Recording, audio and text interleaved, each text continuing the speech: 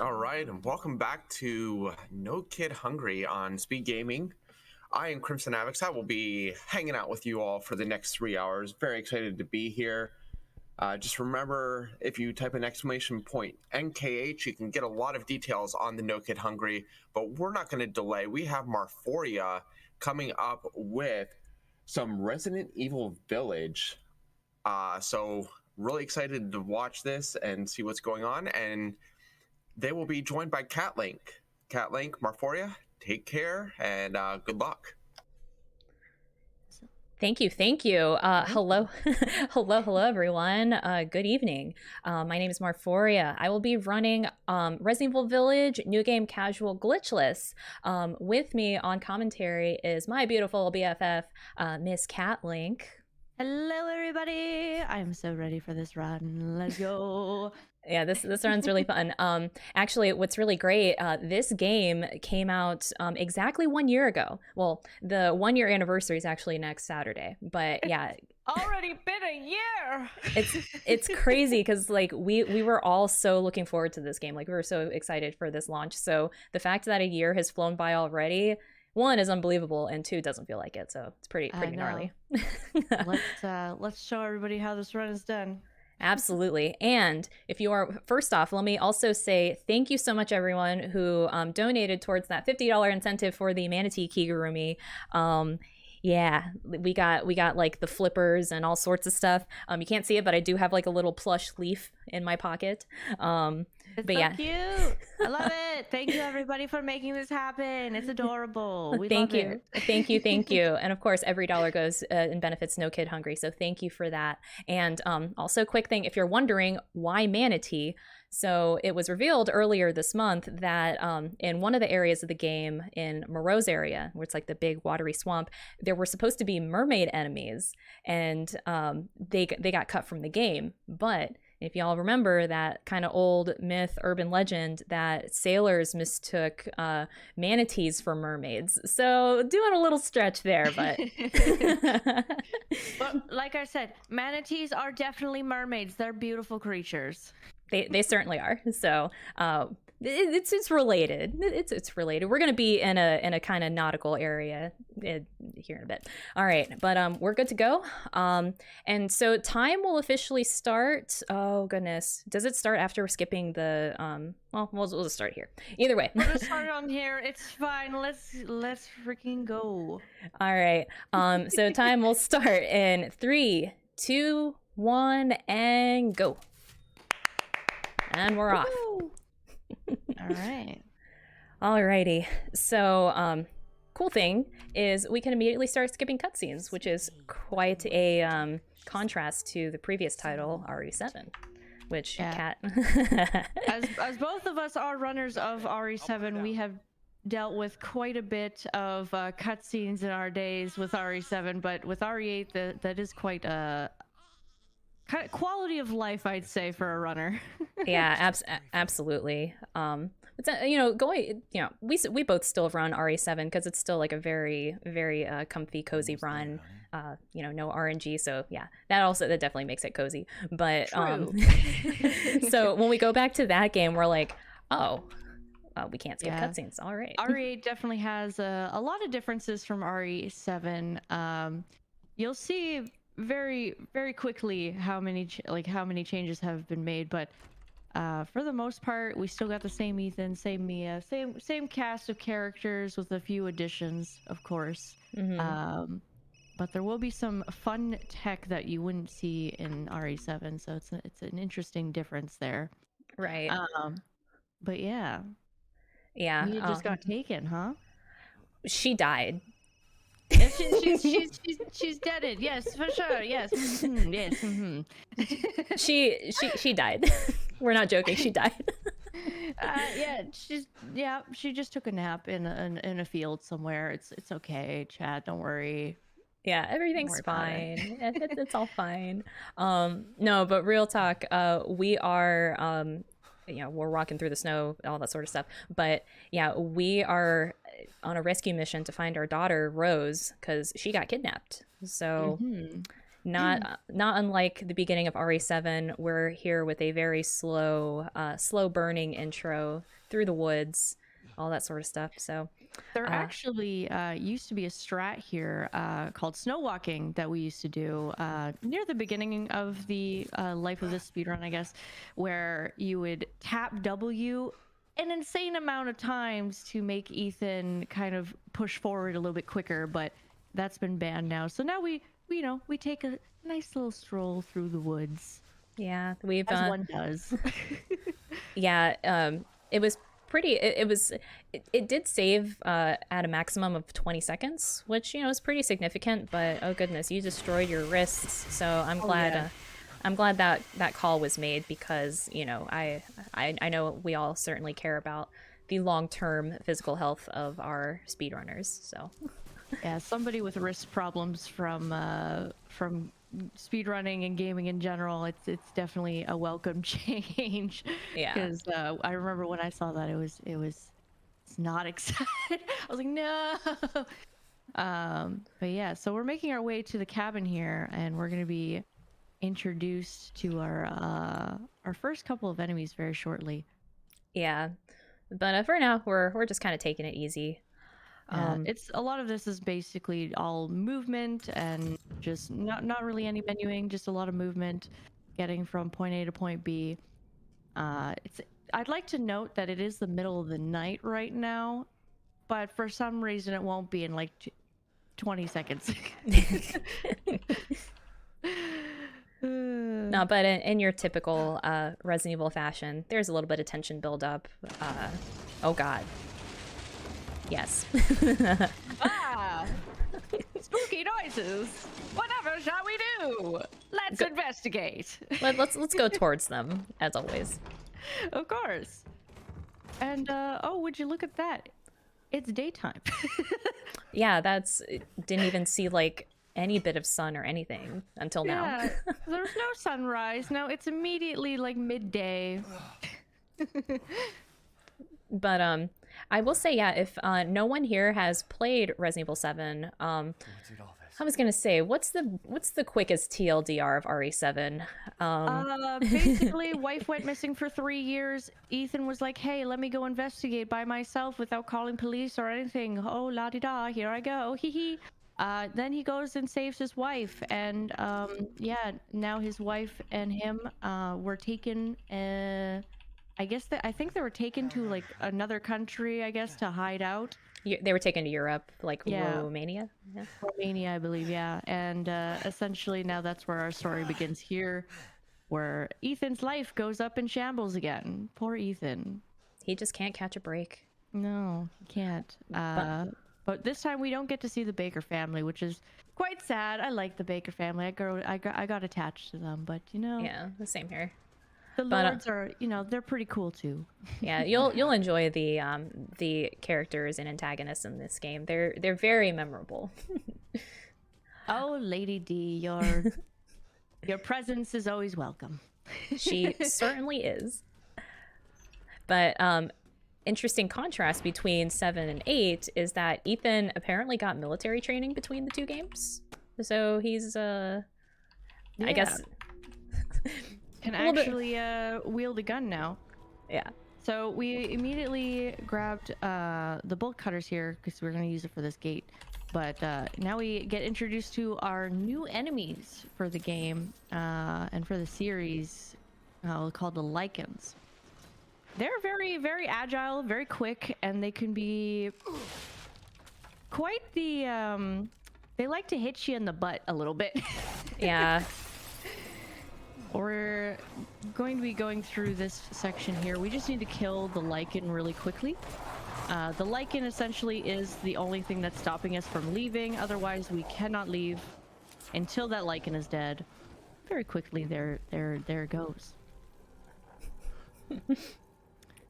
And then, ooh, goodness, probably we're coming upon a very kind of crucial part in the game, and you'll probably be confused why I start taking a ton of damage. So this is so-called lichen siege. It's kind of interesting to explain. The quick and dirty explanation is that we're gonna take a ton of damage from these lichens. They'll be just kind of like a swarm slowly forming here. There's kind of a small timer in between their attacks, so sometimes they'll do a bigger attack like that. Other times they'll just kind of bop you on the head, kind of like that. So our goal is to get our health, our what we call the DA score down as low as trying to get it down as low as possible. Because so for those who don't know what DA is, by the way, just a quick interjection. DA is difficulty adjustment. A lot of games have it. It's basically the worse you do, the easier the game gets, which the more damage you take, the easier the game gets. The better you do, the harder the game gets. So basically we're trying to make the game as easy, quote unquote, as easy as possible. Yeah, so this is where we manipulate that DA. We get it down as low as possible, and then that's the DA that we're going to use the rest of the game. So this is really the only section that we kind of mitigate that, and so yeah. So we take some hugs from the lichens. They're very friendly. They just really want to get to know our boy Ethan here. Yeah. This point of the run is quite tedious because it is a lot of just waiting around and taking damage. Can't take too much damage. Yeah, we can't really do anything. We can't do we're just letting things happen. It's fine. But essentially, we're trying to activate Urius to appear, and there he is. Hello, Urius. You're looking ravishing today. Yeah, sorry, I'm trying to. Oh, you're fine. You're fine. Oh no, you're good. Yeah, so he's. So... Go ahead. No, I was gonna say. So another thing is, we can't go into any buildings or anything before Urius appears because this section's kind of timed. Yeah, if we want to do it as fast as possible, we kind of have to. We can't go into buildings just yet, and all that sort of stuff. So yeah, because it does pause the timer. Also, going onto ladders pauses the timer. There's a lot of things that pauses the timer for Urius to show up and for to quicken the lichen siege, because unfortunately it is a lot of just waiting around. Now, but also, it gives us time to pick some stuff up. Yeah, important stuff. Now, if you're wondering how are we tracking our DA and how are we able to see all that type of stuff, so there's this really amazing tool that was made called the speedrun tool, and essentially it gives us it displays Ethan's health, it shows the DA score, the DA rank, it shows money, all sorts of stuff, so and boss health and things like that, so we're able to track and keep an eye on our stats that way. It's a very, very helpful tool, specifically just for this opening section here alone, because it's hard to tell when is enough or when is enough damage or what our DA score is. So it definitely gives us a little bit of an advantage, and it is agreed upon, of course, in the community to allow it. And big shout out to Video Game Roulette, First Host, and all the people who spent countless hours trying to make it. Without them, this run wouldn't be where it is today. So yeah, that's the lichen siege. And there's your lichen siege. Yeah. And another thing, health items lower your DA score as well. So yeah, that's why we use it. Well, I was gonna say we use 2 there in the siege, like 1 during and then 1 after. We use 1 at the Lady D fight, but other than that, we really don't. You heal if you need to heal, right? Yeah. But yeah, but heals do significantly lower the DA score, so we use it strategically. Otherwise, we don't really heal because as long as nothing bad happens, we should be okay. But for the most part, the enemies they don't hit extremely hard. They don't do like an insane amount of damage or anything, so we're okay. Yeah, and it also does take it costs time to heal because we have to craft the heals, so it does lose time if you try to do that. But there are some dedicated like first aid heal pickups that aren't out of the way. I usually pick up one like way later in the game, and then I sometimes take damage in the factory, which we have a lot of really mean enemies there, so that helps for sure. Yeah. But yeah, other than that, you know, so our DA score is at 187 and it's at rank 0, and so that's what we're keeping the rest of the game, well, at least till now, because your score does go up, you know, the better you do, but you know, we'll be fine.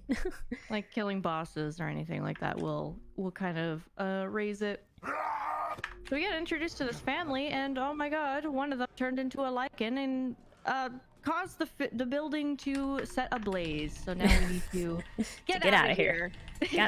Gotta get on out of here. Yeah, we have Lean. I can't remember her name exactly. It's been a while. Yeah, I was gonna say, since we skip these cutscenes, like I don't remember the names of some of these ladies. Well, yeah, so we're gonna have to help her get out of here. Just kidding. We're actually gonna leave her. Well, she left on her own, I guess. Yeah, she left, quote unquote left. Yeah, we'll put it lightly. But yeah, we're gonna be grabbing a medallion here, which is gonna be used to open a gate because we need 2 of them. And this medallion door is actually a little bit RNG. If I remember correctly, it's a little weird. It is.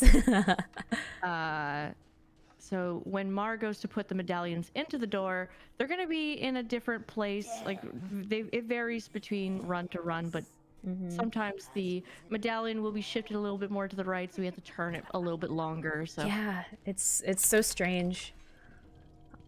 Yeah, I think we tried. Like, there might be a way to get around. Ooh, like, oh, that was nice. That one was really quick. Hey. We have a quick second for a donation. Oh, absolutely, sure. we have plenty of time. All right. Well, you do have a lot of fan donations in here. We can get to those then, but we do have a $500 donation from G Mundy saying, Whoa, "I'm really Mundy! liking this run." Wow, Mundy! Holy moly! Wow! Wow! Amazing. Thank you so much. Thank you, Mundy. That is fantastic. Yeah, that was amazing. Thank you so much. Thank you. Yeah, we still have plenty of time. There's not too much going on here. Go right for it. Yeah, feel free. Jesus Christ! All right, we do have a $50 donation from Shadow and Cygnus saying, "Great cause, if only to ensure no one has to eat a rancid Lunchable ever again. Go Mar, go Cat."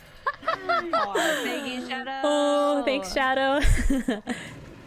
We also have a $10 donation from Umbra161 saying, "Let's go Mar and Catlink. What a great mana team." Oh my god. Oh my god, that's so cheesy. That's great though, Umbra. Thank you.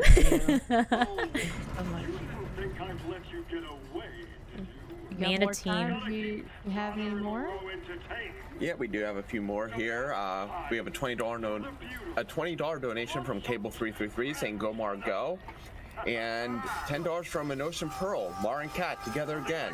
Thank you for welcoming me into your amazing communities, and good luck on the run. Thank you. Thank you so much, everyone, for those donations. Y'all That is so wholesome. Y'all are fantastic. Thank you. Thank you. Thank you for the generosity. Wait, do those freaks have All roses? right. So, Okay. what just happened there? Well, we met the 4 lords of the village, and well, they tried to capture us and we got away. So now we're still on our journey here to find Rose. Apparently she's here in the castle. Well, we're coming upon the castle right up in here. But yeah, we unfortunately did not get to see that cutscene, but we met a pretty interesting cast of characters. That's where we saw Lady D, Donna Beneviento, Moreau. Well, actually, it was technically Angie that we saw, and Heisenberg. But you mainly heard Heisenberg and Lady D talk. The other two are just kind of. And we get to meet another beloved character here, the merchant. He's going to be important throughout the game. We don't really get to talk to him. He's a lovely guy. We love the merchant. He's great. The Duke. The Duke. Apologies. But he will be helpful throughout the run because we are going to have to do some shopping throughout. So there is money in this game. There's shopping. You know, you'll see a lot of similarities between this game and you'll see a lot of similarities between RE4, RE7. Basically, what I like to call this game is if RE4 and RE7 had a child. You know, it's like Pretty much. It's except for less molded. yeah, not as much mold, but we got the first person action. We got some, you know, decent horror up in here. But yeah, we also got like kind of the fast-paced gameplay that you get from 4 kind of combined here. So it's pretty awesome. Yeah, So, it's yeah. Ethan also moves like a lot quicker in this game, which it's very jarring when you go from RE8 to 7 and 7 to 8 because it's just night and day in how fast Ethan decides to move. Well, he did get that military training in between, so he knew to pick up his feet a little bit. No more molasses shoes. That is true. Oh, so another thing we did not mention just yet, we'll be doing it quite a bit here throughout the run. So we do a few retries. It kind of did the same thing over in RE7, but basically, not in all of the autosaves, but for quite a few autosaves, we'll do a retry, and it'll reset Ethan's movement, or he'll kind of be teleported at a different spot, so it makes the movement a little more optimal. Yeah, and with the menuing in this game, the menu, it looks a little familiar if you played RE4. It's like same briefcase style with Tetris, you know, you're doing a lot of Tetris with the items. I believe on casual it's not as intense. No, but menuing is still pretty important, and it's definitely not my favorite menu. I wish RE7 menuing would come back. Yeah, that was the perfect one. Yeah. All right, so we just got introduced to another character. She's now chasing us, so we're gonna run away and get out of here real quick. It's one of the Lady D daughters. She has 3 of them. Yeah, she has 3. So we have to deal with all 3 of them, and they're kind of you know, you just blow on them and they kind of go away. They're not too bad. However, they can give us problems. At least I think the one in the library. Yeah, they're both. Both the one in the library and then the one like in the last armory. Room. Yeah, can be a pain. Their boss fights are pretty simple, but still, just the fact that they're made of bugs, and I don't have the mod that gets rid of the bugs. Yeah, there was an FPS issue. I'm not sure if the issue is still persisting these days. It's been a while since I've ran the game, but it does cause quite a bit of shoot. Sorry. Coming through. I overshot my turn just a little bit. Yeah, it's okay. All right. But yeah, on our way to meet the first daughter. I feel so bad because I can never remember like the order of the names. Like I know their names, but I just can't remember when we encounter who. Like we got Bella, Daniela, and Cassandra. I think this is Bella. Yeah, this is Bella. And there's Bella. And that's Bella. Hello, Bella. Goodbye, Bella. Yep. Yeah, so we do shoot Bella there before we leave because that does open the gate a little bit faster. Just a little bit. Just not by much, but it does make a little bit of a difference. And then we're going to get some wine because we're going to drink that later. JK, I wish. Yeah, Lady D specializes in making wine. We're not going to say what the wine is made of, but she makes wine. She loves her wine collection.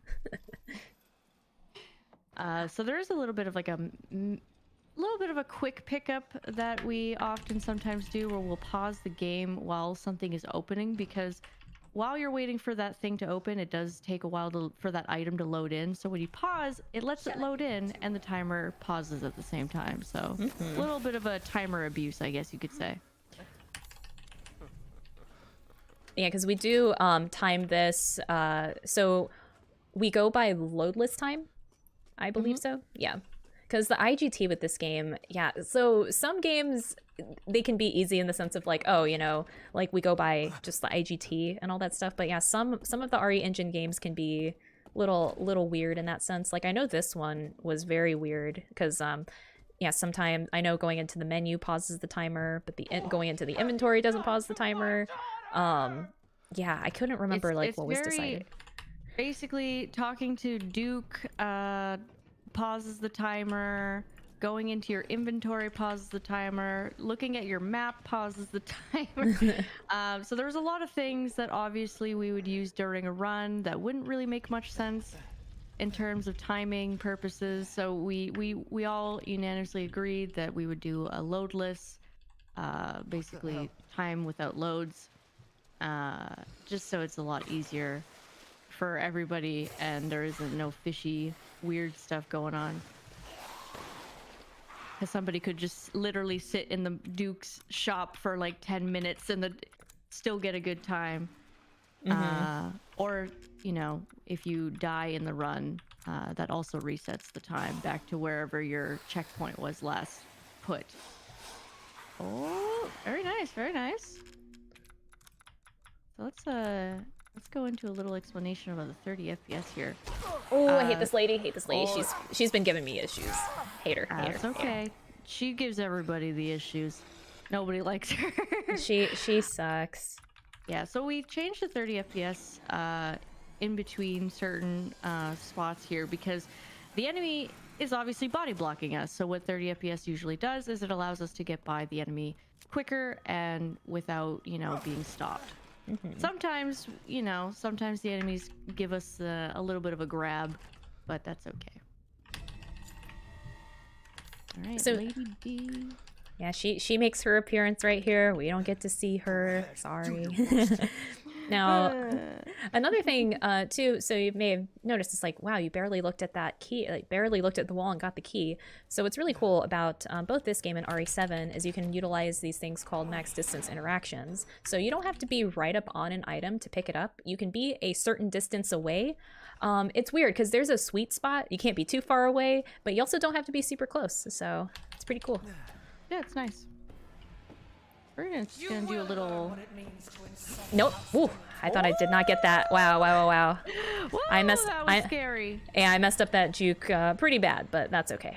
Hey, as long as she doesn't hit you, because if Lady D does hit you here, like that. Sorry. like that, it does cause a lot of damage and it puts you into critical, which is not good. Where's the right door? On your right. No, behind you. There you Oh go. my god. Yeah, she's in the way. Yeah, she like totally flipped me in a direction I've never been in. So that's great. I was like, yeah, that was funny. That was funny. Yes. Lady D, if she does hit you, she puts you into critical, and the only thing you can do is basically put up with it and just make your way to the store and get out. She'll stop chasing you after, but yeah, that was funny. It's hard. She has an insane reach, so sometimes you think you're far enough. No. She'll I thought through that pillar for no reason. Yeah, I thought I was fine. That was funny. Yeah, it's all good. Yeah, she like flipped me around, so I was like, wait. But no, we're good. And Ethan's good too. He uses his magic healing juice to fix his jacket and his hand. So this is the power of mold. All right. That's enough Lady D for now. We didn't die, and that's good. We didn't die. It's always a good day when you don't die. True. All right. All right, we do have a few more donations here, so I'll get these in because keep them going. They reference a few of the other great members that aren't heard but are around. Kel Loves Orange Soda donates $20 saying, "No kid hungry and no Brody hungry. Remember to give him a treat, Mar."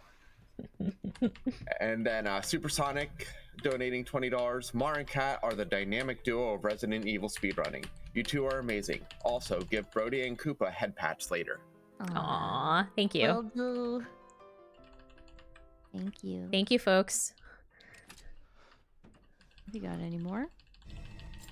We do not, but just to remember that donating during this run or any future runs, there are prizes as well. Right now we do have a SNES to USB converter, as well as a Switch Joy-Cons that are actually more like the real controllers, which are very, very ergonomic. So if you have a Switch, that's a great prize as well. So be sure to get your donations in to not only help No Kid Hungry, but also to sign up for some of those great incentives. Heck yeah, let's go. So another one of Lady D's daughters just up and went right there. We did use the shotgun entirely on her because we don't want to use too much of our resources. So we usually just use the shotgun since we have a lot of shotgun ammo to spare. The bells there allow us to, I believe it opens a door for us, a little secret door to get through.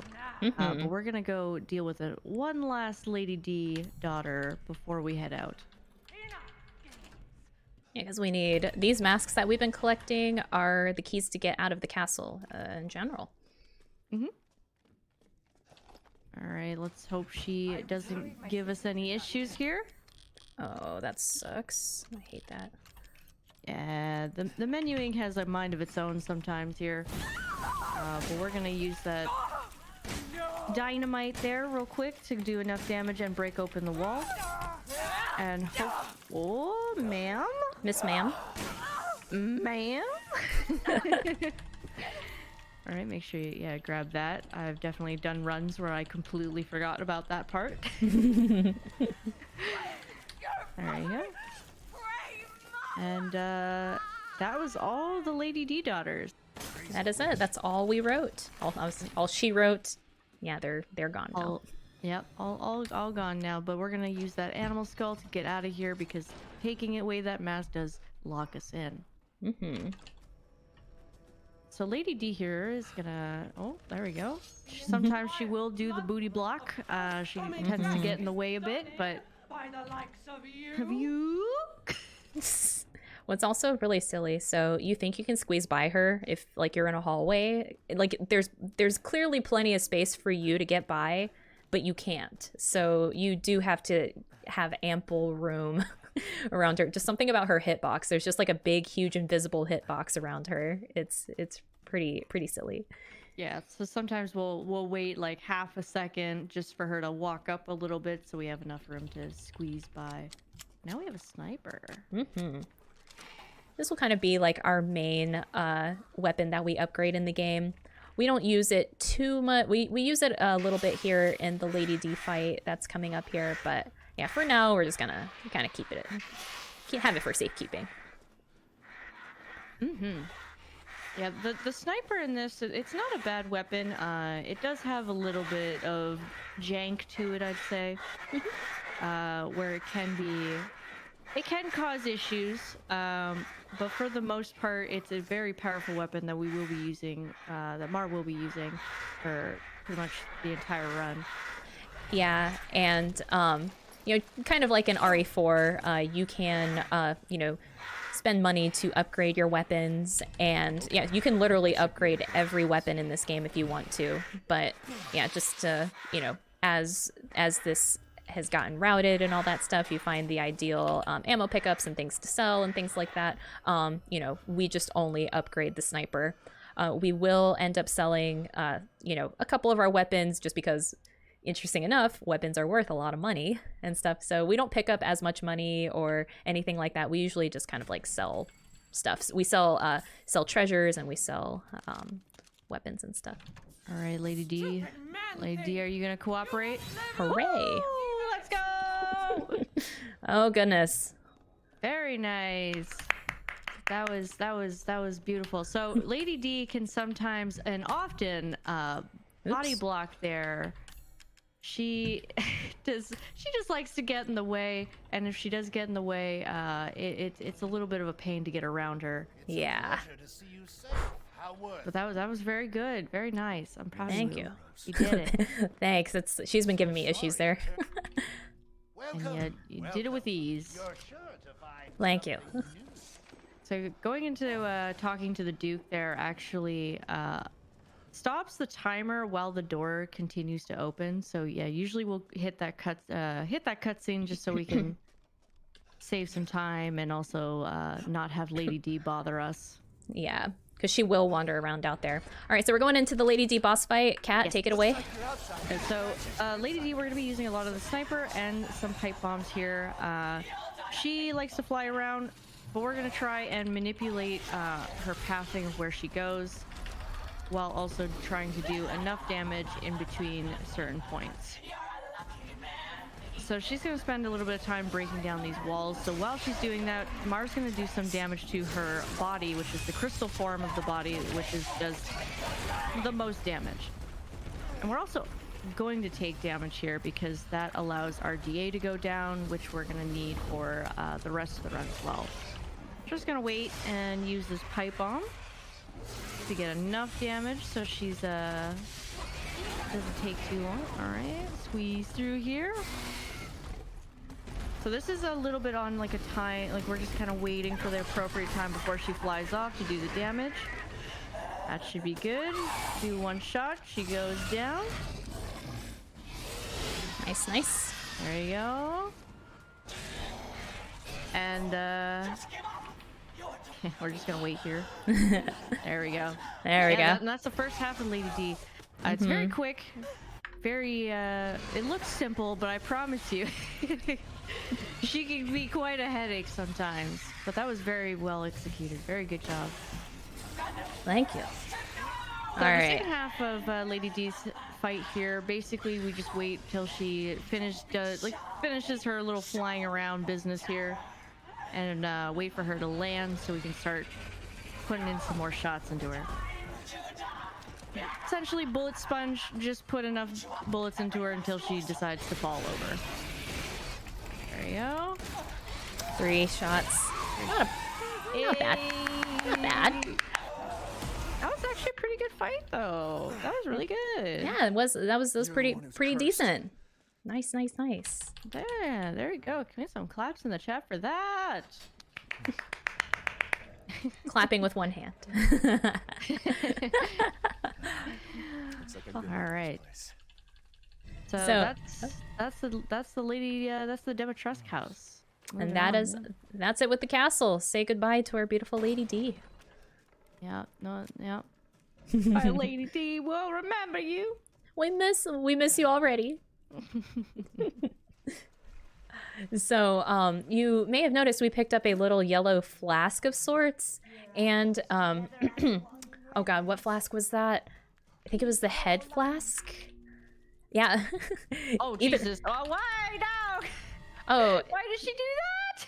have you seen that? You've seen that, right? I've seen it before and I hate it every time. So usually the hag there, she's not supposed to be there. Yeah. But every time she does pop up there, which is a bug, it's scary every time. It's like a jump scare. It's whoa. She's not supposed to be here. But so we picked up this little yellow flask. It was labeled head flask. Well, Ethan doesn't know this yet. We know it because, of course, we've played the game dozens of times. But that's Rose. That's his daughter. That's her inside the flask. And in a bunch of jars. Rose is in like 3 different flasks. I mean, she's in 4 total. So yeah. 4 flasks, 4 lords. Yeah, each body part in a flask. Yeah. Can we just go off on like a really quick thing here? A little like, it's kind of a fun fact.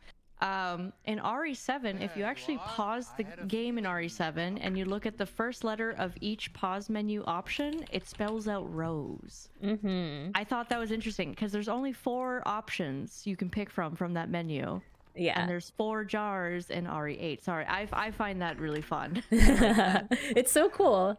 It's like an accidental Easter egg, I think, on their part. I don't know. Yeah, Or maybe... I don't know if that was purposeful or if they just, looked at that and were like, that's what we're gonna name her, Rose. Yeah. I am genuinely curious if like that was intentional. I would love to pick some brains on that. Yeah, so we're gonna be going through this little village section here. A lot of it we end up shooting a lock a little bit early than we're supposed to allow us to get into a section that we would otherwise have to go around to get to. So it's a little bit of a cheat, I guess, just by shooting a lock right between some wood planks, and there you go. Easy out. Hopefully he doesn't give us any issues. Oh, there you go.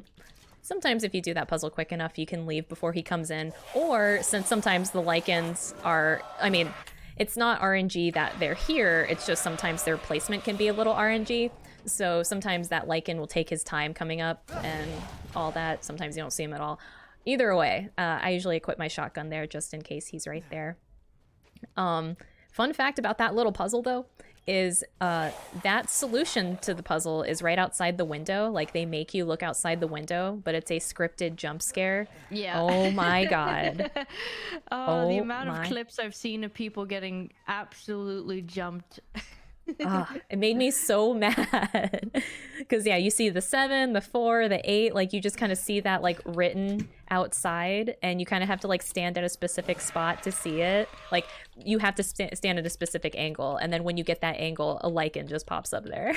Yeah. Oh yeah, that lichen definitely got me. Yeah, he totally got me. Yeah, now we got the key, so now we can go to the next section coming up. This game is it's linear basically. You get the keys in a in a certain order, so you have to do each section accordingly. But yeah, now we're going to be going to Donna's house, Beneviento. Donna Beneviento. Section was a little bit longer, but it's kind of like a it's almost like a slow down moment. Oh, it's honestly it's the best part in the game. It is legit the best part of the game. A lot of the game is very action paced, a lot of shooting, a lot of running around, a lot of trying to find stuff. But in Donna's section, Benviento, it's more horror. It's more of like the slower pacing, kind of getting like hearing sounds and creepy haunted house type deal. What's going on? Yeah, it's like it's essentially, it ends up being, once we get there you guys will see, but yeah, we essentially, her house is one big puzzle, like one big escape room, and it's like true return to horror. Like there's amazing tension buildup and stuff there. Even right now on our way there, you can tell something's off because you see Ethan, he's hallucinating and stuff, he's experiencing visions, and he's also not moving as fast as he was earlier, so you can tell right off the bat something's wrong. So and you see kind of like these little dust particles and stuff floating around, which you may think it's like, oh, that's just snow and stuff, right?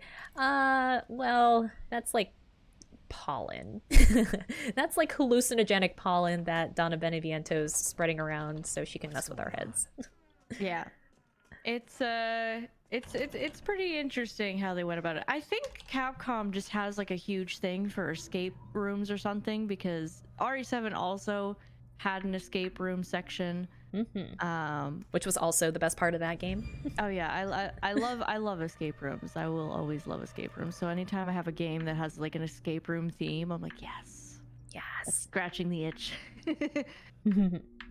So how about we talk about this pausing for a second? Yeah, so we do pause buffers here in the elevators because well, actually, so interesting enough, this one usually doesn't take as much for me, but in other sections of the game it totally does with elevators, where you pause and the section will like slowly load and stuff. I probably totally butchered that explanation, but essentially, oh, no, you're fine. Yeah, the elevators are basically like a load screen, if you will. It's like a hidden load screen. So let's just say like the slower, like consoles have to deal with it 10 times worse than we do on PC, but it helps basically make the elevator faster.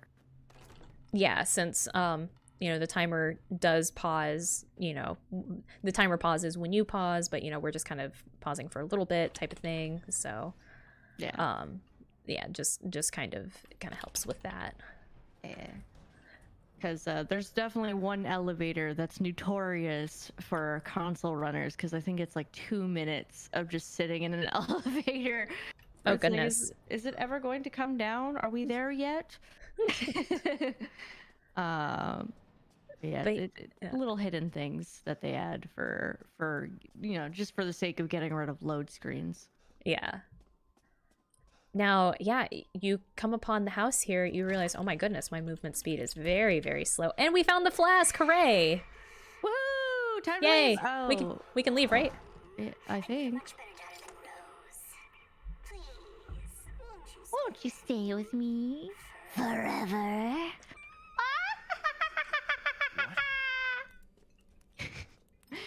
I love the Viento section. It's so good. Sorry, don't mind me.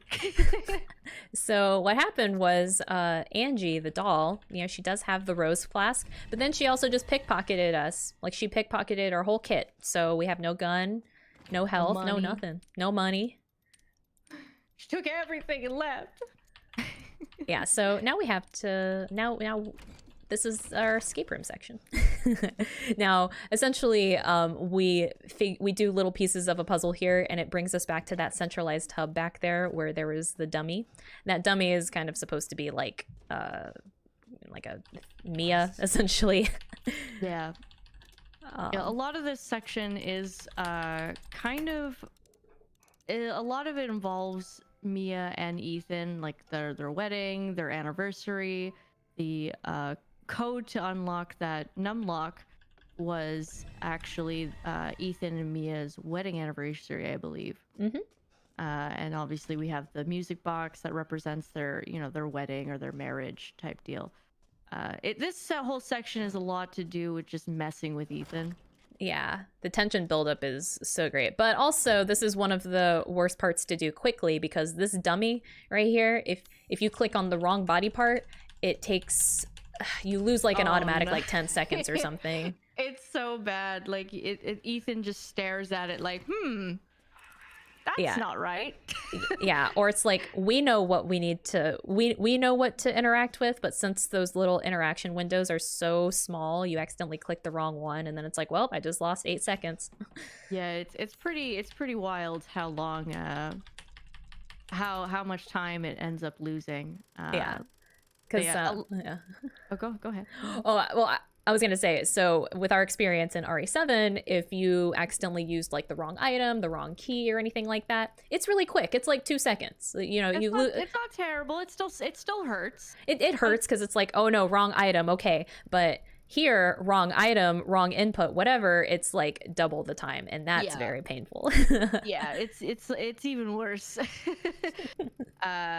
But one nice thing about this section is that there's no RNG. It's a lot of just do puzzle here, do puzzle there, go point A, go point B. And obviously, don't get caught.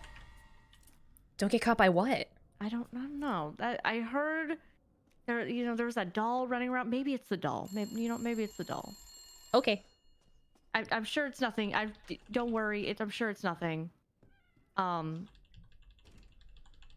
I wouldn't be worried, I think. If you say so, I'm taking your word for it. Yeah. I'm just solving a puzzle. I'm not aware of anything chasing us. Yeah, there's just puzzles. It's fine. Okay. Don't worry about it. Okay. Like I said, taking your word for it. Yeah. I would never lie about such things. Yeah, so Angie's kind of toying with us right now. Ha, I get it. She's kind of messing with our heads a little bit while we try to do everything, and the hallucinogenics are kind of hitting a little strong. Alrighty. I don't even remember what brought us down here. Oh yeah, I guess you opened the door and you're like, oh, what's down here? Oh god. Oh, What's that? not the child! Oh no! When did a baby get here? Yo, somebody pick up your baby! Make it stop crying. All right. Okay. I mean, that's not my kid, is it? Is that Rose? Uh-oh. The doll's gone. There's an umbilical cord. Okay. Uh-oh. What could possibly go wrong? Uh-oh. Well, Okay, we're not bye. we're not gonna see that right now. We'll just. It sounds scary. It probably is scary. Let's just let's get on out of here. It's nothing. It's really nothing. I swear. I would never lie about such things like being chased by random things. No. Not Chuck, being. don't worry. It's okay. It's not a big baby. Are you sure? No. It's definitely not a. Well, maybe. It's something. It's a giant plushie. Okay. Yeah. That's all it is. I like plushies. Yeah, you should maybe go give it a hug at some point. I heard it's really friendly. Okay. So we are grabbing some items here to basically bring back power to the elevator because the elevator is not working, so we can't leave. Yeah. Hey, but the lights are on here. That's nice. Nice place of solace for whatever the heck is chasing us. Yeah, I'm glad the power's still on. You know, that's really good. But hey, you know, we grabbed a key item, and of course it went dark again. That's great. there was lights, and now they're gone. And it's fine. No big deal. Everything's fine. Oh yeah. Oh, good lord. Oh, good lord. It's time to go. But where? Through that door. Oh, blah blah blah blah blah blah. Gross. Yeah, so that was the baby skip. There's like 5 different ways to do it. That was kind of like the half safe. That was like a safe way to do it essentially. But yeah, big old gross baby. Certainly like the most intense moment of this game when you play it for the first time because oh my god. I heard a lot of people quit the game at this point because they're like, nope, not dealing with it. So right now we're just waiting for the elevator to open. But yeah, that was still a very well executed baby skip. Yeah, the baby skip is it could be very hard to execute or do well. So Mar did that very good. Very good. Ugh. Goodness. So sorry, son, daughter, baby. I'm sorry. I will see you. Love you. Goodbye. Don't worry. Yeah. So you can see more of that baby. I know at least when I first played this game, I had no idea where to go. So like you know when you go through that hallway and you see the baby, you're just like, oh god, let me just turn back around and all that stuff, and then. Yeah, I hid in a locker.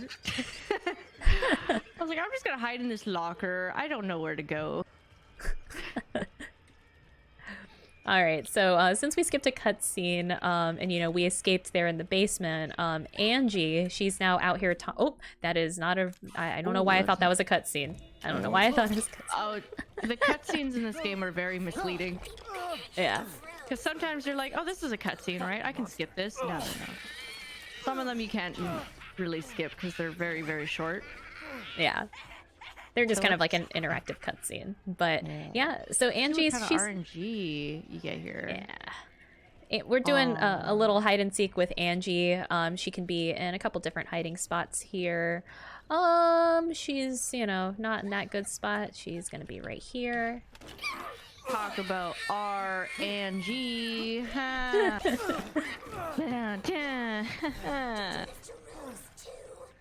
All right. She gave us. I can tell. I think I she can. Gave us the bad one. Yeah, she gave us the bad one. It sucks. Yeah, so we got bad RNG. Yeah. So Angie likes to be in one of 2 spots, either in the foyer there or here. This is the worst one, obviously, for obvious reasons. It's not near the door for where we need to go next, so it takes a little bit of time out of. It's kind of like an automatic time loss if you get this one, but yeah. But you can tell where she goes just by audio alone because there is like if her scream comes from the right side, you know she's in the good spot. If it's on the left side, she went to the bad spot. All this? That makes 2. And I did not forget to pick her up. Yeah, let's not forget to pick up our treasures. Yeah, basically it's very easy to forget about Angie sometimes. Well, so with like the other bosses, with all of the other big major bosses, you pick up their treasure like automatically, right? But with Donna, I mean, she's, I guess, she's a lord, but we didn't really fight her, right? But yeah, Angie was just, she's just kind of there. You have to turn around to pick her up. Yeah. So, yeah, and she's worth a lot of money. And like we said, we have to, spend money to upgrade things and all that sort of stuff. And, there's literally no wiggle room in terms of like, oh, if you forget a thing, oh, that's okay. No, you need all of your treasures. You need to sell, the certain things, or else you won't have what you need to upgrade your weapons and buy recipes and buy other weapons and things like that. Yeah. It can be quite unfortunate if you forget like even a slight thing, because one small amount of money can mean, an upgrade or not. And upgrades are obviously very important, as especially in the later game, where upgrading the sniper is obviously very vital. And if you don't have that right amount, you're gonna be resetting. All right, get a landmine there. Deal with some more like it. And so technically, there's a really good shotgun in there, the tac shotgun. That was, we all used that in our casual playthrough. That was actually routed here in the game pretty early on. But no, as the route evolved, we just keep the default shotgun. We don't keep it the whole game. We're actually going to sell it here in a little bit. But yeah, because it was, we learned that, oh, hey, these weapons are worth a lot of money and stuff. And... might as well just sell them. All right, might as well sell them. Quick little 30 FPS trick there, because sometimes that guy coming up from the ground can body block, so the 30 FPS switch allows us to squeeze by without any issues. All right, now we're coming upon our first Duke stop where we're gonna buy, sell. Look familiar to you. Quick menuing. I've prepared a special present. Let's go. Yeah, so we're going to be selling certain things and upgrading, putting all of our upgrades into the sniper and grabbing some recipes for the pipe bombs, grabbing some pipe bombs and some landmines, because we are going to need them for Moreau, which we're coming up to the Moreau section. The lovable boy himself, he's the best. We all know it. He is the best. Not without being stalked by a huge lichen that looks like a werewolf of sorts. Giant werewolf. We just go out the window, it's fine. Yeah, so that lichen will stop us from going through the door. You can either wait for him to stop attacking at the door. Oh, shoot again. It was weird. You're okay. I shot right at it. I thought maybe it hit the ground. This game can also be notorious for ghost shots. It's kind of a pain in the butt. It's so silly. Yeah. RE7 had that issue as well with ghost shots, but thankfully it's not like not a boss or anything, so it's not the end of the world. But yeah, remember how I said there were supposed to be mermaid enemies? Definitely manatees. I don't know what you're talking about. There were supposed to be mermaid enemies in a certain section. We're actually coming upon that section. The reservoir. Oh, these elevators are pretty. Yeah, this is the notorious elevator that takes 2 minutes on console. Oof. It's pretty nasty. So anytime your FPS dips below a certain point, usually that means the game is, it's taking its time to load, so the FPS drops. So that's generally when you know when to pause the game, so it continues to load properly and quickly. But yeah, that elevator can take a little bit of time. All right, hi Moreau. Hi Moreau. Bye Moreau. Bye Moreau. No, so real talk, part of his lore, he loves watching movies. I think they're like I wouldn't say rom-coms, but he likes watching movies and eating cheese. So he, like, in his concept art, he has like a little plate of cheese in front of him. So I think that's what he's doing there. Yeah, I think that's what he's doing there, but then you see him throw up. So it's like, oh no. It's probably because he ate bad cheese, I've been there. Or a rancid Lunchable. Yeah, maybe. Oh god, no, not the Lunchables. Oh, sweet baby. All right. Oh, max distance, please. There we go. Yeah, we got a lot of Lycan friends up here, but we're gonna... goodbye. And we just No grabbed a key to get out on a boat. We're gonna go get on out of here. When the boat section was presented to us very early on, but I think before the game was released, I was expecting like an RE4 scenario. Me too. Like Del Lago.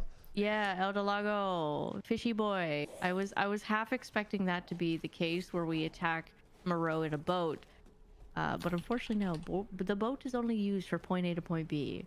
Yeah, we used it in a couple spots, and actually when you get to point B, it's pretty infuriating.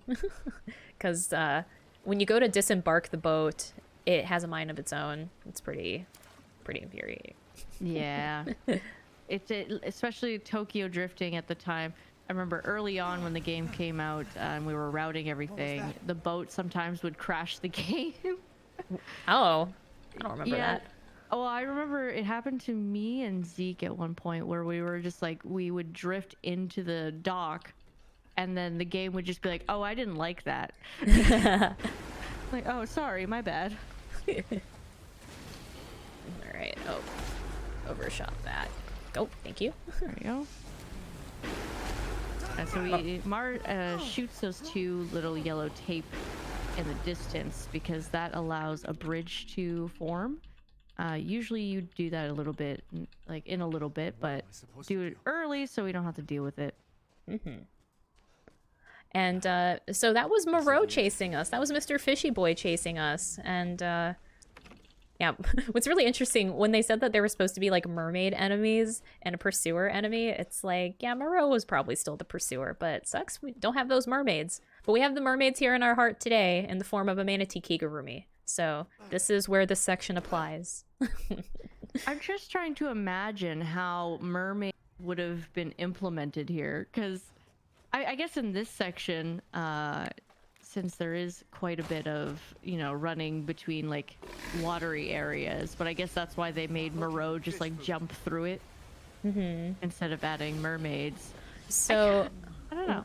What was supposed to be is that, this section was a little bit expanded. So you were supposed to like find items and all that sort of stuff here. And then kind of like in those watery areas, there were these mermaids, but like they had like a screech attack or something that stunned you. And then that screech attack also is what would bait the pursuer enemy, like, alert that enemy that you were there.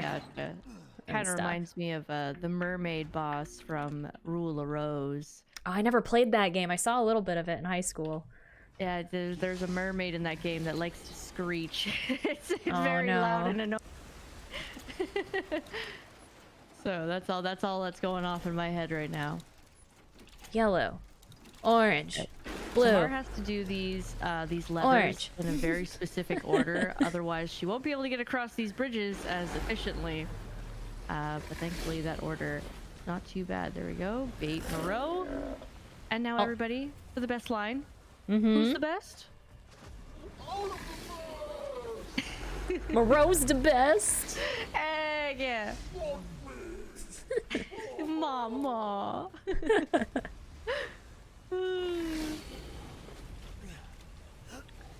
Perfect. Ooh, hooray. Yeah, so we're going to be coming up upon Moreau's boss fight in a hot minute. Yeah, this whole section is just kind of like a pursuing, chasing section. I believe it gets to a certain point where it's like, yeah, there is a sense of urgency and you kind of have to get out of here pretty quickly. Yeah, it's pretty linear in the sense of, you're kind of going from point A to point B, having access to different areas and stuff. But yeah, we're just kind of weaseling our way out of here, trying to escape the clutches of Mr. Fishy Boy. Caught myself a big one. Ethan with his one-liners. Yeah, he has a lot of one-liners this time around. Well, honestly, he has better one-liners because in RE7 he just cursed. Yeah, his favorite word, we will not mention, but he had a favorite word that he would basically was his one-liner. So he upped his game with one-liners. Not only did he get military training, he got one-liner training. He talked a little bit more. Yeah. Yeah, I do think if you drag your feet on this section a little bit, Moreau can sink this whole windmill type thing. So this is where you kind of have to pick it up a little bit. Yeah. Let's see what will the windmill be in favor? Oh, not bad. Yeah, because the windmill sometimes is a little slow, isn't it? Sometimes it'll take like, I don't know, like 5 seconds. You can lose quite a bit of time just on that windmill. Yeah, that's another thing. Just like random RNG in this game, where there shouldn't be RNG, but there is. But that's okay. Keeps you on your toes. Ooh, is Moreau gone? I think I don't know. It looked like he went back into the water. Maybe he went back to the cave he came from. Maybe he went to go eat more cheese. Oh, maybe he'll have some cheese for us. Okay. Oh, okay. That's actually okay. That's my favorite Ethan line in this game. Like, how are you feeling, Ethan? Okay. Yeah, just the way he says it. He says it with like such gusto. I love it. All right. We can get on out of here. Got it. Maybe. Yeah, definitely, for sure. Hi, Moreau. We're just gonna warp into you real quick. No, I didn't clip through him. That sucks. No. Yeah, sometimes you can actually clip through him there, but sometimes he'll give you the tail and not cooperate. I think I took my turn a little too wide. That's okay. So the Moreau boss fight, we're going to be grabbing some materials in between certain things, but Mar's going to line up a shot here to do damage as soon as Moreau comes out. Another one. And then the rest is all going to be some landmines here. And hopefully that's enough. One shot, and there it is! And that's it. It's so hard to explain these things as quickly as possible because it all just, you blink and you miss it. Well, especially Moreau's boss fight is probably like the fastest one, besides like, you know, the daughters and all that stuff, right? A lot of the boss fights, some of them, for the most part, like a lot of the main bosses will generally be a little bit lengthier. But Moreau, the daughters, you blink and you miss it. It's just super quick. Hard to explain everything that went on there, but essentially the way Mar did everything was just enough damage to just obviously quick and get him down, and the most damage we found out early on that pretty OP. Same with dynamite, so the use of both of those with one shot from the sniper is just easy down. Yeah, and so like with the landmines, you can just keep stacking them. You can just keep laying them on top of each other, and of course when an enemy walks on top of them, it explodes, and then of course like that damage stacks and so, or you know, that all that damage adds up and stuff, right, from all the mines that you stacked. So yeah, only 3 for him because well, you can craft these mines and bombs and stuff, right? But all the mines that we picked up, well, we bought 2 mines and then we picked up 1, and yeah, we only picked up well, hang on a second. Yeah, no, I was gonna say we only had enough money to buy those 2 mines, and not just that, the Duke only has a certain amount of mines in stock, so it's not like we can just like buy like an infinite amount of stuff from him. So that's taken into consideration with the route. And some of the harder difficulties, I know on Voss, there's nothing but landmines on that guy, and it's a lot of running around as well. Yeah, so we actually don't see it on casual just because the fight is done so quickly, but he has like a whole little arena there with like some little slime walls, there's explosive barrels, there's ammo and all sorts of stuff around there, there's landmines and stuff, there's tons of stuff around there. But since, you know, this is one of the faster categories and all that stuff, we just kind of kill him where he spawns. Yeah, I when I said we'd be picking up stuff in between the fight, I was like, wait a minute, I'm getting confused again because that's hardcore. Yeah, hardcore. You actually do need to pick up quite a bit of the items in that arena, but on casual, you know, we keep it casual. We don't need don't need all that stuff. Nah. No bells and whistles. No. Yeah, you just kill him where he spawns, and you're just on your merry way. But he does have a neat area there, and when you don't kill him in the one cycle, even here on casual, because you know you miss a certain window and there's a part, you know, he gets to a certain part, and when he says certain lines where he doesn't take damage, so then he does like his acid spray attack and stuff. Like he has saving this one. Yeah, he gets like on top of those little shacks. He blows up like a big frog and then just spits a bunch of acid, and you have to wait. It's pretty, yeah, I mean, that whole section is really well done. It's just, yeah, we do it so quick here, we don't get to see it. Don't get to miss it. If we have any donations, actually now would be a perfect time. Absolutely, there's not much going on here, so. We do have two $20 donations, one from Black Wolf MJ and the other from the Axeman. No comments on either, but thank you very much for those donations. Just a reminder about the charity. This is for No Kid Hungry. It's our SpeedGaming Spring Marathon. For more information about the marathon, you can go to speedgaming.org/NoKidHungry to see the list of prizes and donation incentives. To contribute to an incentive, mention the incentive in your donation comment. Otherwise, we won't know where to place that. All donations go directly to the charity. Thank you, thank you. Thank you everybody for those donations. Definitely keep them coming on in. Y'all have been so generous and so kind. And thank you everybody for hanging out during this marathon and continue to, you know, enjoy the runs. And also, can we get some hype in the chat for Mart? You've been actually killing this run. Oh, well, thank you. You've been killing it on commentary too. Get some love for Miss Cat as well. Wow, we got both of these Lycans that come in. Why is he following me? Stop. Sometimes you can shoot both of them at the same time, so it's pretty funny. Yeah, the double headshot is pretty satisfying when it does happen. Yeah. Yeah, so here in the Stronghold, we got a ton of Lycans. This is, you know, essentially where they live, where they congregate. It can be kind of an RNG section on where some of them spawn, where they end up, when they hit you, that sort of thing. Ideally, you don't want any of them to hit you or any of them to spawn directly in front of you type of thing, but it happens. Yeah. Okay, so this section, we're going to be coming up to another boss fight, Urius. Urius is, we met him earlier. We met him at the beginning of the game. You can actually kill him at the beginning of the game, but that doesn't mean you still have to deal with him here. You know, you still got to put up with Urius, unfortunately. I know, it's sad. Imagine the time save, right? Yeah. But yeah, so Urius is going to be a lot of sniper and I believe some pipe bomb as well. Just one grenade, all sniper. Ah, yes. There you go. There you go. So grenade, sniper, and then it's pretty much done. So here we go. We're gonna do a lot of damage to the head, since the head is obviously the weakest point of the body. So we want to wait in between certain points to do the damage so he doesn't phase early, because sometimes he will send Lycans out to help the fight.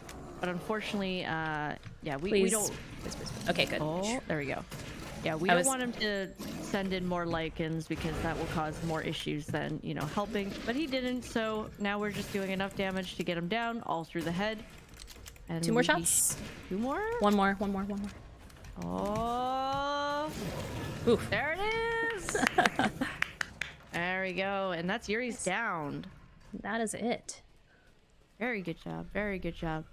Urius can be, he moves around a lot. He moves his head around a lot, so it can be hard to hit his head. And sometimes we miss a shot on the head, or the shot on the head doesn't do enough damage. It happens. It's the worst thing when it does happen, but that was really good. That was really good. Good job. Thank you. And we should be done with Lycans for now. I don't think we see... I think the rest of the enemies in the game are not... Oh, no, just kidding. In Chris's section, there are Lycans. Yep. Never mind. I was like, no more... a little bit more Lycan to deal with. No more Lycans? Oh, wait, just kidding. JK. Oh, I hate this boat. Okay. Tokyo Drift boat style. There you go. Alrighty, so we have all of our flasks. We're good. I think we're good to go. Go get our daughter back. I hope so. I think maybe. Yeah. So now that we've finished all the sections, we can finally move on to go see our beloved Magneto. I mean, Walter White. yeah, Walter White. Walter White. I mean, I still like Magneto. But yeah, so we're gonna be introduced to a new character. We haven't really actually we've met him, but we didn't really get to meet him yet. So Yeah, we didn't didn't- see a little bit more. We didn't really talk to him or anything. Yeah, so he's one of my favorite characters. I love his lines. Yeah, he has a great voice actor. Yeah, all the voice actors for this game are absolutely wonderful people. They're very, very involved with the community. Mara and I were actually very lucky enough to be able to do a speed run while, you know, having them talk about the game. All the daughters, you know, their input on the development and everything was super cool. Yeah. As well as Mia was there, Katie O'Hagan, just the whole bunch of them were just so kind. They were so sweet, and yeah, they're always you know, involved in, like, you know, with their fans and different events and all that sort of stuff, and it's really cool. They were very sweet. Oh yeah, and even just like all the voice actors in general, like they're just, yeah, I just like them. They're also nice. Even like the OG voice actors for Resident Evil, they're still around. They're still very involved with the community, and you know, we'd love to see it. Yeah, Resident Evil has a very dedicated fan base, and you know, as the years have gone on, you know, you see some more of those voice actors, like, you know, getting social media accounts and stuff like that. So yeah, quite a few of them from like the older games.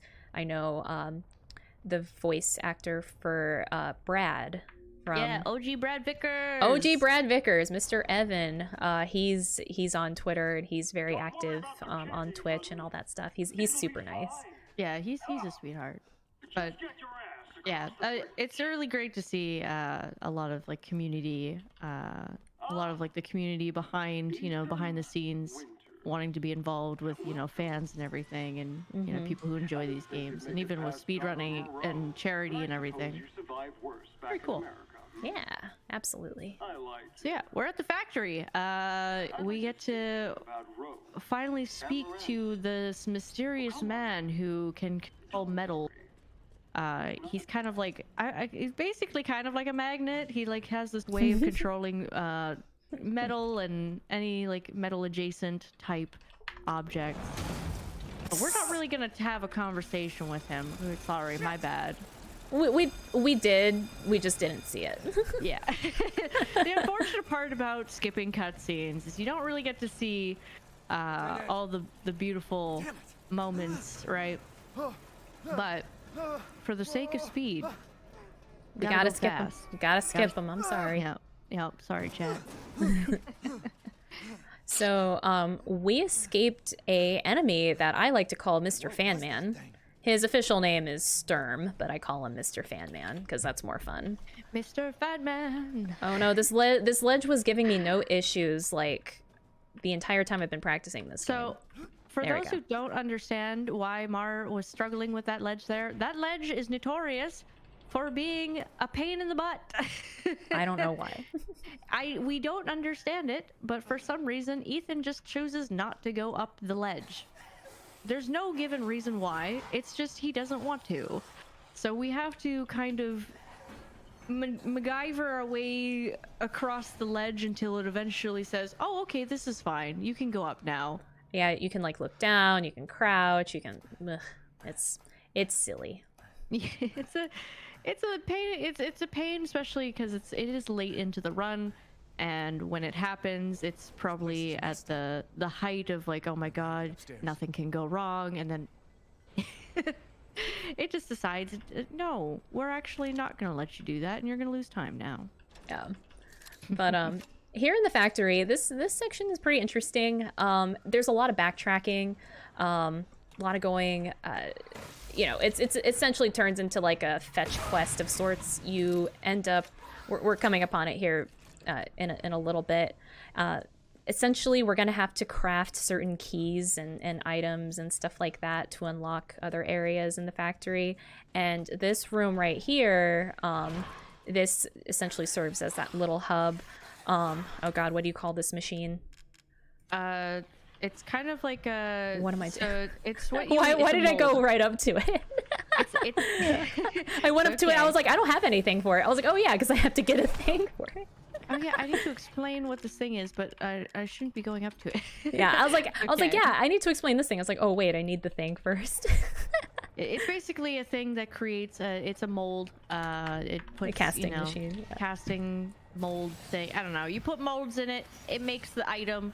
There you go. That's how you get the keys. Pretty simple.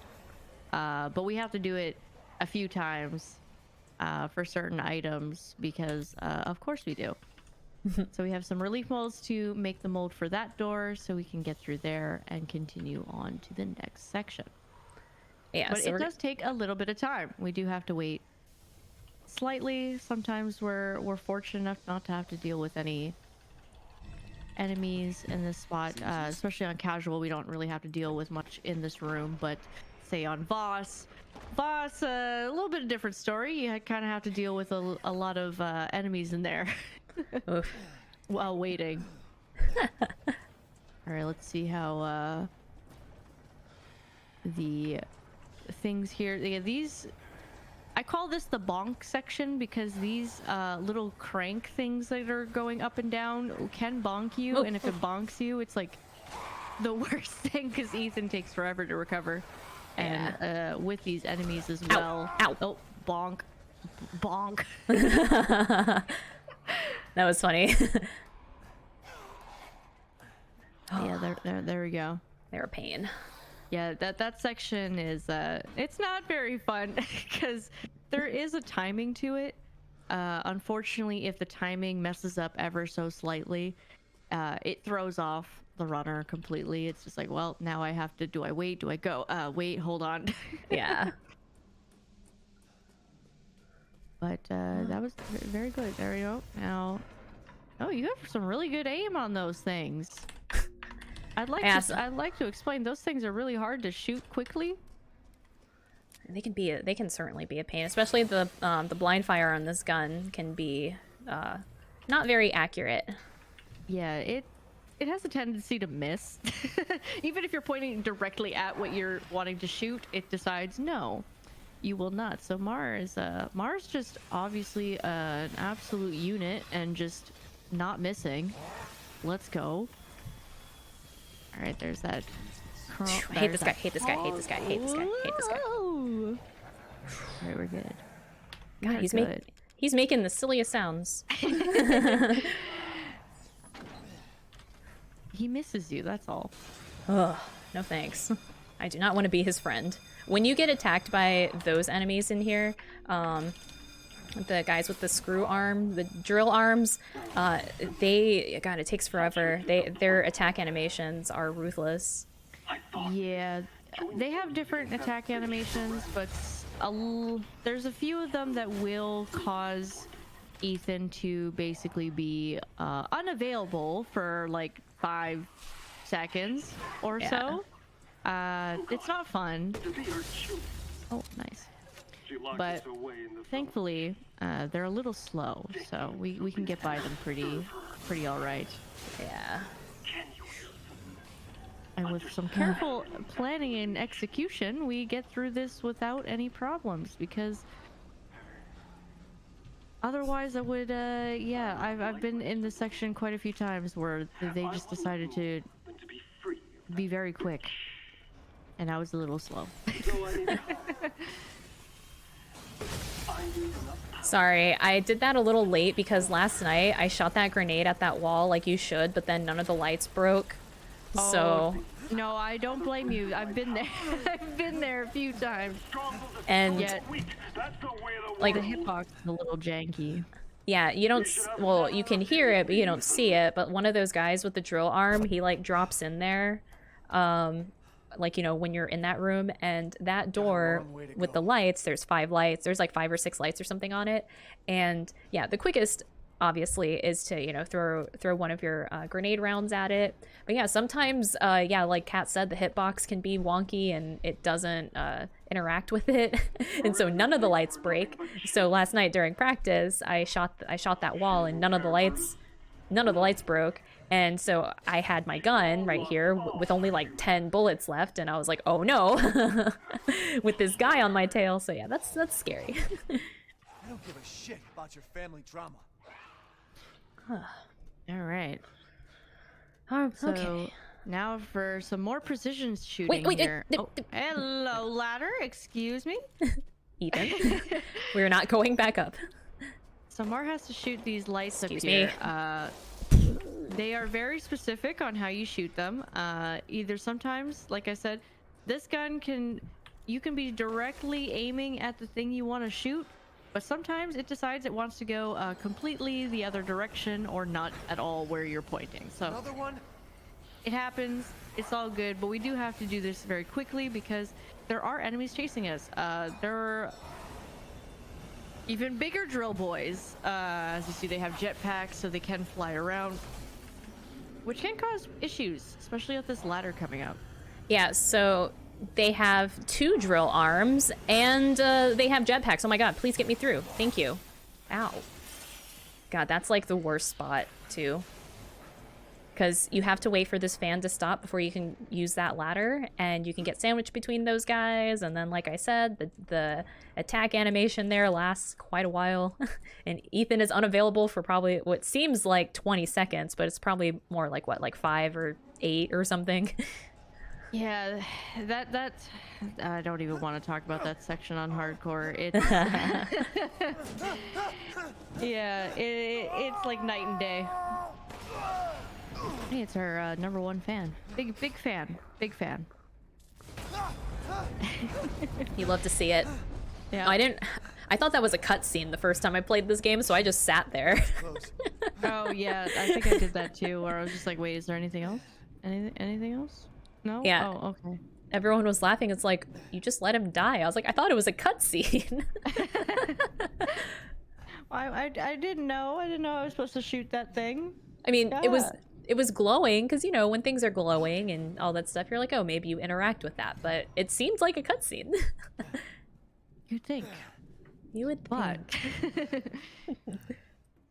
All right, so we're reaching the tail end of the factory. The factory's hard. I would say this is probably the hardest part of the factory coming up, or at least in my opinion, just because we get even bigger drill boys.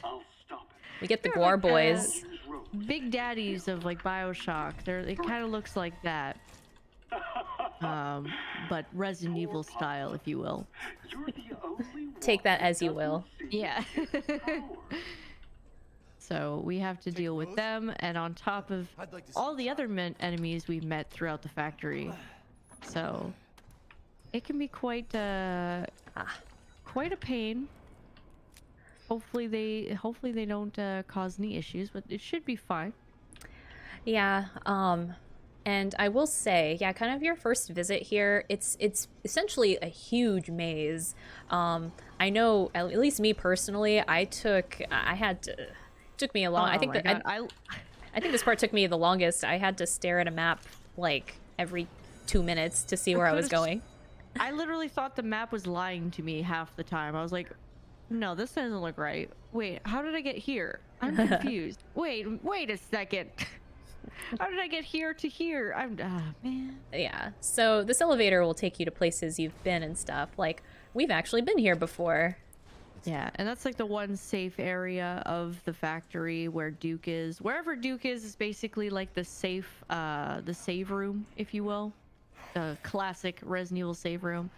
So you can buy and as well as save the game, all that stuff. Yeah, so it's dark, as Ethan aptly observed here. I did not mean to pick that up, but okay. Yeah, sometimes that I want to let you guys know that item was a floor above her. Yeah, it's so silly. I don't know why you're able to pick up things that are above you, but sure, I guess. Yeah. That's the one downfall of the item pickup. Oh, I hear them. They're right there. Yeah. It's okay. We're all good. We are all good. Now I was like, they are being more aggressive. I usually like, they never like get that close, and I usually don't shoot them or anything either. Yeah, so here's our big daddies. Mars gonna change to 30 FPS to be able to get by them. Because their reaction timing is actually a lot slower on 30 FPS. So it allows for a quicker pass through. He didn't even hit us at all, which is... Yeah, I'm very surprised. Usually he at least swings. Yeah, like immediately. But this guy, he'll definitely hit. Yeah, just like that. Excuse me? Come on, come on, come on. Go. Oh no, please, please, please. Yeah, that guy can be a little bit... we're just gonna... Yeah, we're just gonna push him out of the way. Just, yeah, sir, please, can you move? Thank you. That's enough. No, it did it again! Uh-oh. Oh, it's fine. It's fine. Don't worry. Don't worry. There we go. There we go. Uh-oh, that pause. Oh, okay. Oh no, it did the thing to my timer again, folks. Uh-oh. Oh no, it did the thing. I screwed up, folks. Same thing happened yesterday with my timer. Oh, you're all good. It's okay. That's exactly what happened yesterday. All right, what do I do with if my timer is like that? Can I reset it? Can I reset it to the time thingy? Maybe. On live split. It paused the timer. Oh, well, it like crashed live split. Oh yeah, that's an issue, huh? Yeah. Let's see. It's fine. We're just at 122 forever. It's fine. Actually, if I stop it, I can stop it, I think. Let's see. Where's live split? I can't believe I swear to God, I told myself that I would wait, hang on. There's that. Here, close live split. Yes. Of course. It's okay. Yeah. Marathon luck, it happens. Am I right, chat? It's okay. Can we get some claps and some hype in chat from Mar, please and thank you. She's been doing amazing. Live split just doesn't. It's being silly. All right, let's see. I thought you can like edit the timer though, at a start point. Yeah, let's see. Could have sworn you could. Yeah, you can under your edit split. There should be a start time. Wait, hang on. Oh no, it didn't do it again. 122.04. Start timer at 122.04? Yeah. 1 hour, 22 minutes, and 4 seconds. All right. There we go. Get some love in the chat from Mar. Yeah. I can't believe it happened again. Can everyone in my community be like, oh my God, Mar did it again? Oops, I did it again. Sorry about that, folks. Can't believe that happened again. All right, Sturm, Mr. Fanman. All right, back to the run. So Sturm, we're going to be placing down a bunch of landmines here to have him walk into them. While we're also going to make pipe bombs here to throw them behind him to be able to hit his weak spot. And that should be the end of Sturm. That's the end of Sturm, I think? It is, yeah. Okay, I'm not sure. Sometimes he does a little debate. But there we go. Perfect. Beautiful. Oh, goodness. Absolutely perfect. You know, even with the slight hiccups, you're doing amazing. I can't believe that happened. It's okay. That's so funny. Now I know everyone in my chat's laughing because literally the same exact thing happened last night. So shout out to you folks running RE Village, and you know, because you know, with your timer and it's like, you know, it's connected to like that loadless type thing and stuff like that. Like it's programmed a specific way when it's connected here with RE Village. So if you accidentally swap from borderless window to full screen or whatever, when you're swapping your FPS, it will crash live split. So take your time. Don't do like me. Don't go too fast. Yeah, it can unfortunately not be so kind when you try to go a little too fast. So here's where we meet Chris. We have a little conversation with Chris, and Chris gives us this this tank. I'm coming, Rose. And now we are tank. Oh damn! Okay, just right into the elevator. There you go. That was pretty cool. Yeah, very silly. We were given like a tank that apparently with, I was gonna say it weakens Heisenberg somehow with his magnetic fields and things like that. I can't remember the exact explanation or anything to it, but it's very absurd in the sense of like it's a tank with a saw and a gun and all sorts of stuff. Yeah, I know at this part of the game people were like, "Excuse me, what the heck?" All right, What the heck is this? What? All right, so we're gonna be getting into the Heisenberg fight.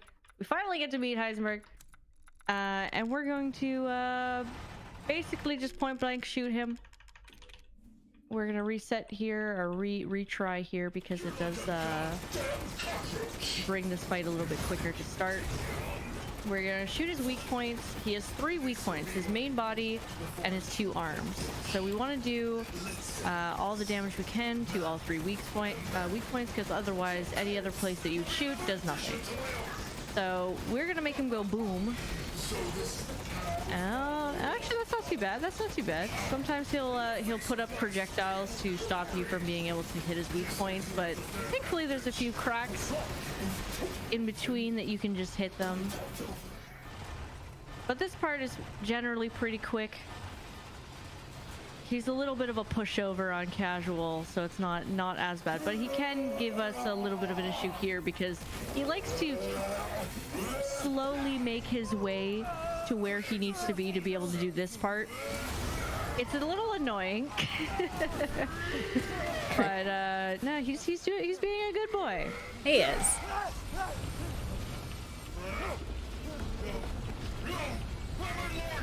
All right, we're just gonna throw a bunch of different stuff at him. Excuse me.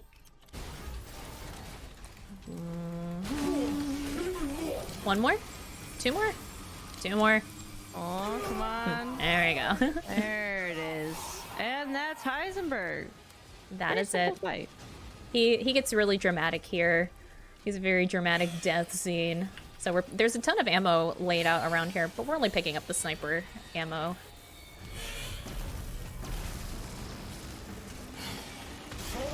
Okay. Now we chill. Sorry.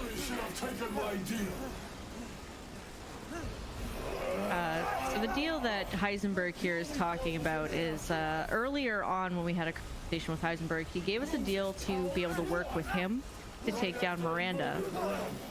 Of course, Ethan said no because it involved using Rose's power, and of course, Ethan being good dad Ethan didn't want to use his daughter like that.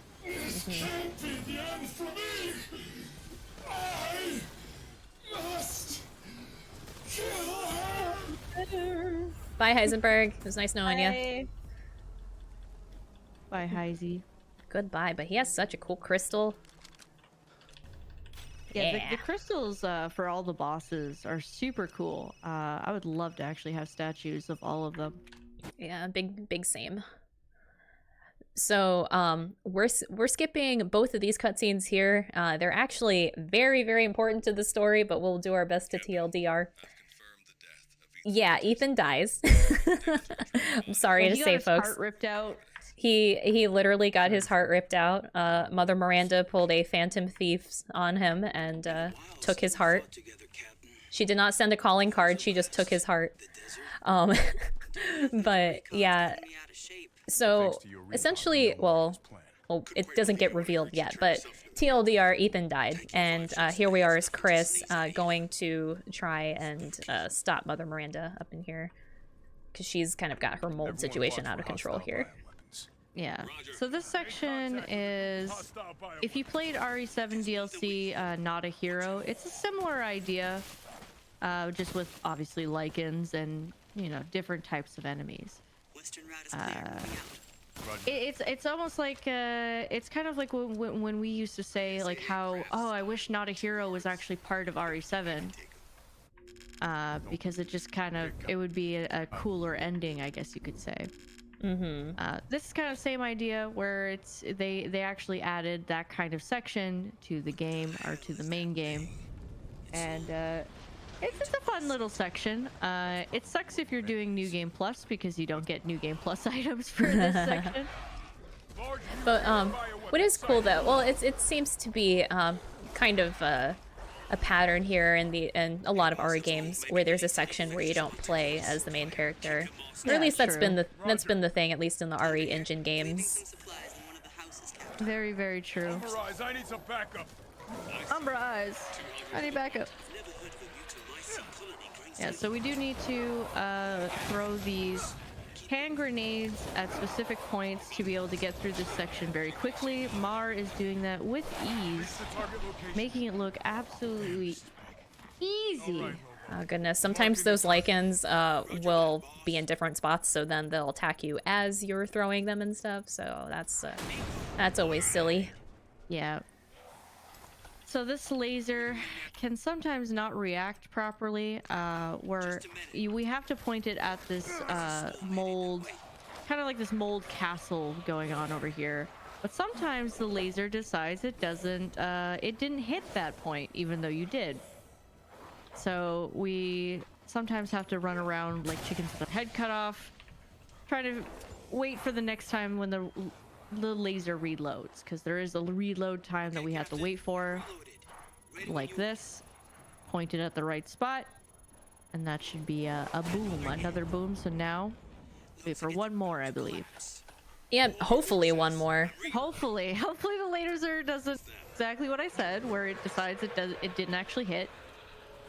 Yeah, but this is a wave of enemies at the moment. Yeah. You can, as long as you just don't like climb ladders and all that sort of stuff, you know, we just kind of have to like wait out the timer until the thing reloads. Everyone does this part a little different, but I just usually throw one of these things and then I just kind of wait like right here. Yeah, the flash grenades are really, really helpful against lichens because it does stun them for quite a long time. I found a way good. I love it when it overlaps and stuff. Oh hey, Urias 2.0. 3.0? 3.0. 3.0, 2.0? I don't know. Another Urias. But this time Urias is a little different. He's a little infected. Silly, I got out of the way. Thankfully, like the lichens, flash grenades do stun him for quite a long amount of time. So we use that time to shoot his weak spot, which is very obviously on his back. Who would have thought? Who would have thought where all these tentacle thingies are coming out of would be his weak point? No way. Ta-da! All right. There you go. And there he goes.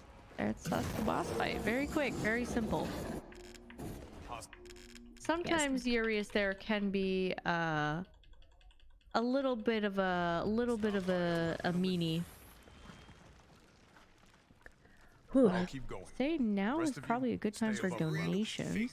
Okay, we do have a few more. We have a $50 donation from Brandon Frost J. No comment there. And then we have an anonymous $15 donation, which doesn't have a comment, but they do want their donation put towards the Purple Blood and House of the Dead.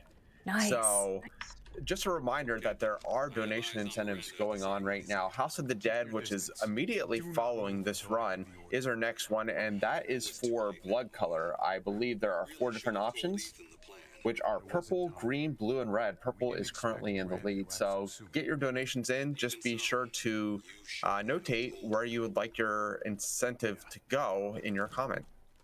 Purple Blood, heck yeah. House of the Dead is such a great game. Everyone should stick around to watch that and get that purple blood going. No, but thank you everyone for the donations. We genuinely appreciate it, and certainly appreciate you sticking around watching this run and all the other awesome runs that have been going on today. So thank you so much. Thank you everybody for the generosity, and also any amount matters. So just like whether it's $1, you know, $5, whatever, it all goes to a great cause. So thank you everybody, keep those donations coming in. Absolutely. We have about 2 hours left here on the East Coast. I know all three of us are East Coasters. About 2 hours left, and we're about $240 short of that 3,000 mark. So let's try to get to the 3,000 mark by the time it hits midnight on the East Coast. Yeah, let's. Sorry, my good. I meant to press one button. I pressed the wrong button. Let's go! It's funny. All right, last menuing of the night. Yep. So we're gonna be coming up to the final boss here, and she's actually one of my favorite bosses for this game, Miranda. We are just literally powering up the sniper as far as we can go, bumping up our reload speed a little bit and doing our ammo cap exactly at 10. I could do the reload speed just one more, but you know, anything to save time on a little menuing is always okay. Yeah. Essentially, yeah, we're just juicing up that sniper, and that sniper is going to be taking us home with Miranda. It's all just nothing but shots to her weak point, to her body and her head, and also timing it, because this fight does require a little bit of timing on the shots, so that way you do, you know, obviously the most amount of damage possible. And we don't want her to phase, of course, because if she phases, it's not a good time for anybody. I built in some time for it though, just in case it happens, just because sometimes the shots can go through her. But good luck, have fun. Let's go. Let's go. All right, let's see how Miranda decides to fare here. So we're going to be shooting her base because that's the easiest point. It's the biggest point on her body that we can hit. And it does about the same amount of damage as you would if you were to hit her upper body. She's gonna reload here and time, so when she goes down, she gets her out of that phase. The dark phase we don't want, so she got her out of there very quickly. Darn it. Unfortunately, she did go into this phase, so we do have to wait for a little bit of time, but that's okay. We were one shot away. That's okay. That's okay. Yes, okay. You have to catch Miranda at a very specific point. It's not frame perfect exactly, but it is quite dependent on when you do it. Miranda? Come on, lady. Miranda? I was gonna say you're at 0 HP, lady. You know you're done for. Yeah. And time is gonna be coming up very shortly. So yeah. It'll be coming up here in a couple moments. Yeah, and so now it's just this fight is a lot of, at the end here, is just shoot as much as you can into her body until she goes down. Miranda, you're beautiful. And time. That is RE8. Woo.